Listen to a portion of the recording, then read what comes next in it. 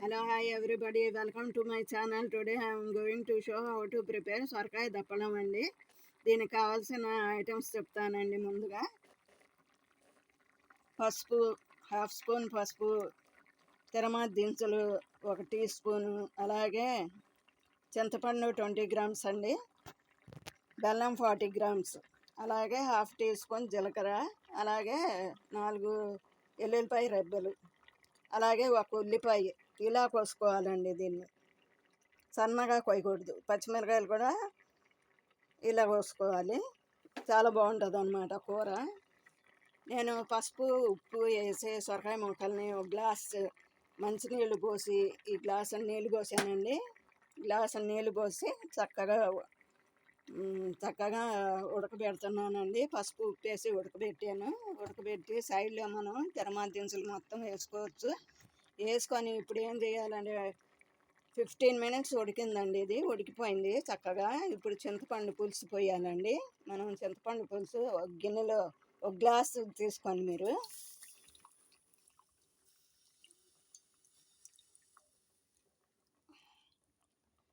చక్కగా చింతపండు పులుసు పోసానండి.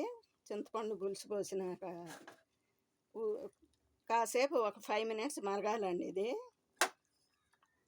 5 మినిట్స్ మరిగినాక చక్కగా దీంట్లో కరివేపాకు వేసుకుంటే చాలా బాగుంటుంది.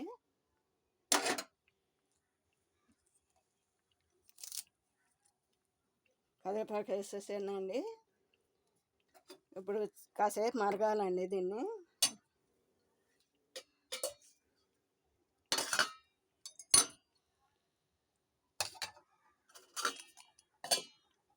చక్కగా కాసేపు మరగనిద్దాం. కాసేపు మరగనిచ్చే వరకు మనం ఇక్కడ తాలింపు వేసేసుకోవాలి. ఏ గిన్నె పెట్టినా ఏది పెట్టినా మనం సిమ్లో తాలింపు వేసుకోవాలండి. ఎండుమిరకాయలు మాడిపోతాయి, ఒక రకంగా ఉంటుంది కూర. అది దోరగా వేగితే ఒక రకంగా ఉంటుంది. నేను దోరగా వేపానండి. ఉల్లిపాయలు కూడా మనం బాగా వేపుకోకూడదు. దీనికి అటు ఇటుగా వేపుకోవాలన్నమాట. కొద్దిగా ఏమో కచ్చాగా ఉండాలి, కొద్దిగా ఏమో వేగాలి. అట్ట ఉండాలండి. చాలా బాగుంటుంది ఈ కూర. మరిగిపోయిందండి. ఇప్పుడు పులుసు అంతా చక్కగా ఉడికింది. ఉడికినాక మనం బెల్లం వేసుకోవాలండి. బెల్లం వేసేసానండి. బెల్లం వేసుకున్నాక ఈ పులుసు చాలండి. మనకి చాలా బాగుంటుంది ఈ కూర. మా ఆయనకి చాలా ఇష్టమండి ఈ కూర. ఆయన చాలా ఇష్టంగా తినేవారు.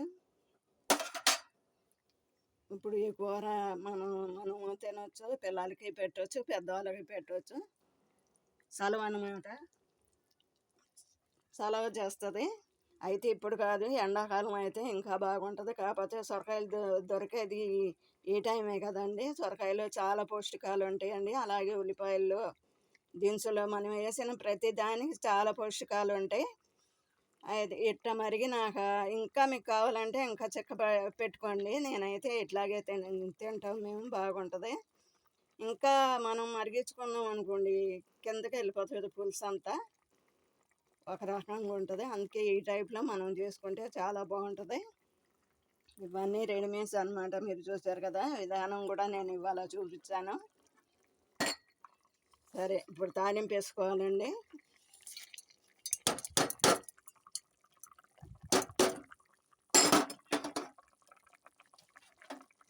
చూడండి కూర ఎంత బాగుందో. చాలా బాగుందన్నమాట ఈ కూర. అదిగోండి ఎంత బాగుందో కూర. ఎల్లుల్లిపాయలు కూడా చాలా మంచిది హెల్త్కి. ఎండుమిరకాయ కూడా చాలా మంచిది. సొరకాయ అయితే ఇంకా మంచిది. షుగర్ ఉన్న వాళ్ళకి కొద్దిగా బెల్లం స్కిప్ చేసేసి పెడితే ఇంకా బాగుంటుందండి. వాళ్ళకి చాలా మంచిది అన్నమాట సొరకాయ. చాలా పౌష్టికాలు ఉంటాయి. అలాగే మీకు ఈ వీడియో నచ్చితే లైక్ చేయండి, షేర్ చేయండి, సబ్స్క్రైబ్ చేయండి. Thank you.